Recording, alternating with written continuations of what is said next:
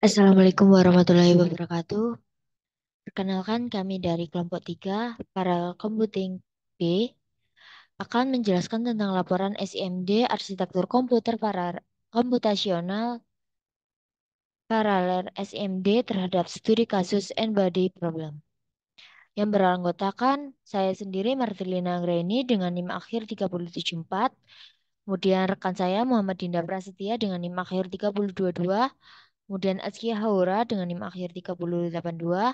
Kemudian Intan Lailatul Ilmiah dengan NIM akhir 3087. Nah, saya akan menjelaskan, saya yang pertama menjelaskan, yaitu di sini ada latar belakangnya sendiri. Nah, latar belakang dari eh, laporan ini yaitu mengenai kasus N-body problem. Nah, di sini N-body problem ini eh, kan kita ilmu komputer, jadi masuk ke ilmu komputer. Tapi ada masuk ke ilmu lain seperti fisika, astronomi, ataupun arsitektur. Nah, Kasih ini berhubungan juga ke arsitektur komputasi paralel SIMD. Nah, hubungannya itu meningkatkan kinerja pemrosesan data paralel. Nah, dengan implementasi SIMD, pemrosesan n-body problem menjadi lebih cepat dan efisien. Nah, analisis perbandingan performa program sebelum dan setelah implementasi SIMD itu penting untuk mengevaluasi dampaknya. Ini juga membantu dalam memahami efisiensi penggunaan CPU. Dan hal ini pun menunjukkan relevansi dan urgensi penelitian dalam pengembangan komputasi paralel dan penyelesaian masalah dalam n-body itu sendiri. Next. Baik, selanjutnya akan dilanjutkan oleh saya, yang dimana di sini terdapat rumusan masalah. Yang pertama, bagaimana menerapkan arsitektur komputer paralel SIMD pada studi kasus N-body problem. Dua, apa perbedaan performa program sebelum dan setelah diimplementasikan SIMD pada penyelesaian N-body problem. Ketiga, bagaimana penggunaan CPU program sebelum dan setelah implementasi SIMD pada penyelesaian N-body problem. Dan untuk tujuannya, menerapkan arsitektur komputasi paralel SIMD pada studi kasus N-body problem. Kedua, menganalisis perbedaan performa program sebelum dan sesudah implementasi SIMD. Ketiga, menganalisis penggunaan CPU program sebelum dan setelah implementasi SIMD. Baik, di sini saya Intan Lailatul Ilmiana akan melanjutkan penjelasan dari teman saya. Di sini saya akan menjelaskan manfaat dari penerapan arsitektur komputasi paralel SIMD terhadap masalah n-body problem. Yang pertama yaitu menyediakan metode baru yang efektif dalam menangani masalah n-body problem melalui penerapan arsitektur komputasi paralel SIMD. Nah, selanjutnya yaitu memperoleh pemahaman yang lebih dalam tentang perubahan performa program setelah penerapan SIMD pada penyelesaian n-body problem yang dapat menjadi landasan untuk pengembangan teknik optimasi yang lebih lanjut. Selanjutnya yang ketiga yaitu mengidentifikasi potensi peningkatan efisiensi penggunaan sumber daya komputasi dengan membandingkan penggunaan CPU sebelum dan juga setelah implementasi SIMD pada penyelesaian n-body problem. Nah, untuk yang keempat, menyediakan wawasan yang berguna bagi penelitian lanjutan dalam bidang komputasi paralel dan aplikasinya dalam menyelesaikan masalah fisika yang kompleks seperti n-body problem. Nah, kita selanjutnya masuk ke bab 2 yaitu isi dan pembahasan. 2.1 itu mengenai n-body-nya. Nah, n-body itu merupakan salah satu bidang masuk ke bidang ilmu komputer juga. Itu merupakan eh, wawasan mengenai suatu gerakan yang tujuan utamanya itu meramalkan atau memprediksi gerakan relatif dari setiap objek dalam sistem selama jangka waktu tertentu. Dan dalam konteks tersebut, masalah N-body ini atau N-body problem ini menuntut perhatian khusus karena kompleksitasnya yang meningkat dengan jumlah objek yang terlibat. Nah, oleh karena itu, pemahaman yang mendalam tentang masalah N-body ini bertujuan untuk pengembangan teknologi dan penelitian lanjutan dalam bidang khususnya dalam bidang ilmu komputer seperti itu. Kemudian yang selanjutnya itu ada penjelasan tentang arsitektur SIMD. Nah, arsitektur SIMD ini ya hubungannya dengan N-body problem. Nah, arsitektur komputasi paralel SIMD ini membuka peluang untuk meningkatkan kinerja N-body problem itu sendiri secara signifikan. Nah, dengan adanya SIMD ini, operasi perhitungan antara pasangan partikel itu dapat dijalankan secara paralel. Nah, next ke bawah. Nah, dalam konteks N-body-nya itu sendiri, penggunaan SIMD itu memungkinkan implementasi yang cepat dan efisien. Seperti itu. Kemudian dengan melakukan optimalisasi terhadap implementasi SIMD, itu dapat mengurangi waktu eksekusi dibandingkan yang tidak memakai SIMD, yaitu atau yang bisa disebut non-paralel. Mungkin bisa dilanjutkan. Baik, di sini saya akan melanjutkan penjelasan dari teman saya. Di sini saya akan menjelaskan 2.3, yaitu implementasi SIMD pada program N-body problem. Yang pertama yaitu jumlah objek yang disimulasikan yaitu minimal 10. Di sini kami menggunakan menginisiasi array masses dengan 10 elemen berisi nilai 1000.0. Position dengan array 10 kali 2 yang diisi dengan nilai acak berdistribusi antara 0 sampai 400. Kemudian dengan kecepatan array yaitu 10 kali 2 dengan nilai yang selain 0. Di sini menggunakan Message NP array 1000 bintang 10 ini dikali 10, kemudian positionnya itu random uniform antara 0 sampai 400 dengan size 10,2. Kecepatannya yaitu 10,2 dengan dt sama dengan 1, end step sama dengan 1000, kemudian current step itu 0, dan treat status itu true. Nah, buat end step sama dengan 1000 yang tadi, dan current step 0, treat status sebagai true.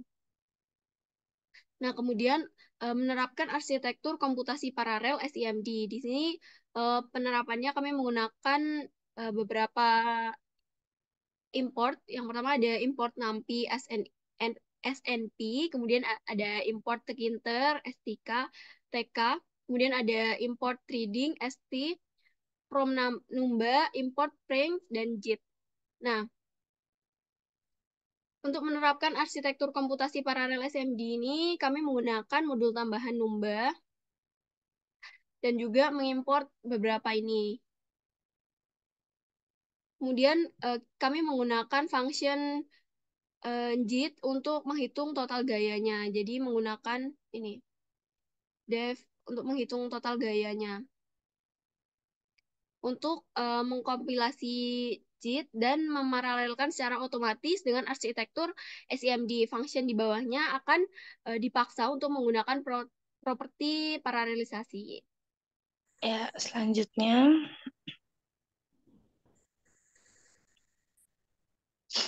ya di sini ada analisis perbedaan performa yang menjalankan program yang telah diterapkan arsitektur komputasi paralel. Nah, yang dimana di sini ada sebelum diterapkan SIMD terdapat batasan untuk performa yang dimana ketika kita menjalankan program dengan data yang besar atau kompleks, nah itu tuh bakal memungkinkan mengalami kerusakan performa. Nah, jadi sehingga akan terdapat masalah pada program untuk prosesnya nanti, pemrosesan data. Nah, untuk titik koordinatnya pada objek tidak ada yang berpindah. Setelah 1 menit koordinat, objek masih sama seperti memula. Jadi masih seperti ini ya. Nah, selanjutnya setelah diterapkan SIMD, yang dimana pengguna CPU itu akan menjadi lebih efisien dari sebelumnya.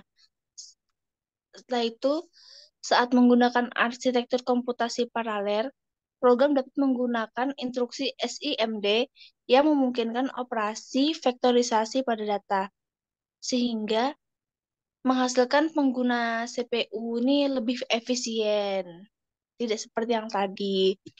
Nah, semisalnya pemrograman ini di jalan, nah jadinya seperti ini.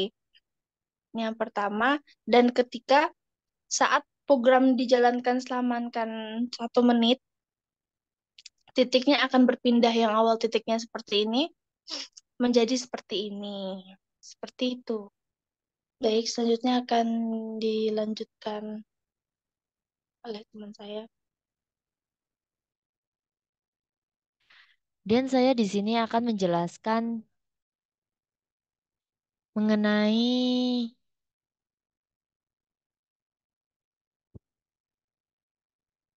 analisis penggunaan CPU yang terdapat di 2.5. Analisis penggunaan CPU merupakan elemen yang sangat penting dalam ekosistem komputasi modern. Melalui pemantauan intensif terhadap aktivitas CPU, kita memperoleh pemahaman yang lebih dalam tentang kinerja keseluruhan sistem. Memungkinkan untuk mengidentifikasi dengan cepat beban kerja yang tinggi atau aplikasi yang mengkonsumsi sumber daya CPU secara signifikan. Analisis penggunaan CPU tidak hanya sebatas pada identifikasi masalah. Ini juga memungkinkan kita untuk menemukan peluang untuk meningkatkan kinerja sistem dengan memahami pola penggunaan CPU. Kita bisa menyesuaikan prioritas proses dan mengoptimalkan konfigurasi perangkat keras untuk meningkatkan efisiensi penggunaan sumber daya, misalnya dengan mengidentifikasi aplikasi atau proses yang memakan sumber daya CPU secara berlebihan. Menggunakan Pengguna dapat memutuskan untuk menghentikan proses tersebut untuk mencari alternatif yang lebih ringan. CPU juga merupakan cara yang efektif untuk mendeteksi potensi masalah yang berkaitan dengan suhu CPU. Dengan demikian, analisis penggunaan CPU bukan hanya tentang pendeteksi masalah, tapi juga tentang pemanfaatan informasi tersebut untuk meningkatkan kinerja dan stabilitas sistem secara keseluruhan dengan pemantauan yang teliti dan pemahaman yang mendalam tentang aktivitas CPU. Berikut yaitu bab 3, yaitu hasil. 3.1 ini merupakan kode program yang telah kami buat untuk mengetahui bagaimana CPU itu berjalan jika terdapat kode program arsitektur komputasi paralel. Di sini kami menggunakan import NumPy, Tinkerter, Trending, juga Numba. Di sini menggunakan teori yaitu GLBB untuk untuk memasukkan arsitektur komputasi paralel. Berikut ini kode yang kami buat. Yang terdapat beberapa fungsi yaitu def hitung gaya gravitasi, kemudian def hitung total gaya, kemudian def update posisi kecepatan, lalu def run simulasi, kemudian def gambar objek yang objek ini akan menentukan posisinya, kemudian def langkah waktu, kemudian def on closing. Baik, itu tadi penjelasan dari saya. Di sini kemudian dilanjut dengan bab 4 yaitu penutup. Kesimpulan dari kelompok kami dapat disimpulkan bahwa n-body problem merupakan masalah penting dalam fisika dan astronomi yang menuntut perhatian khusus.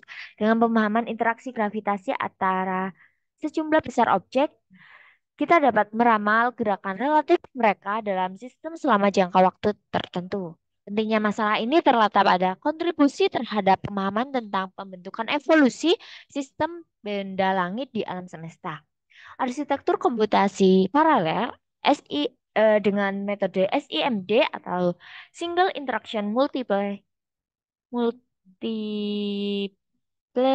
Data memberikan solusi yang efisien untuk mengatasi kompleksitas perhitungan dalam n-body problem dengan memungkinkan operasi perhitungan gravitasi antara partikel-partikel dilakukan secara paralel.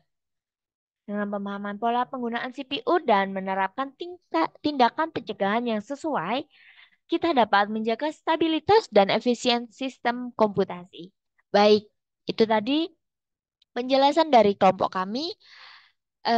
Sekian dari saya, dari kelompok kami. Kurang lebihnya kami mohon maaf. Wassalamualaikum warahmatullahi wabarakatuh.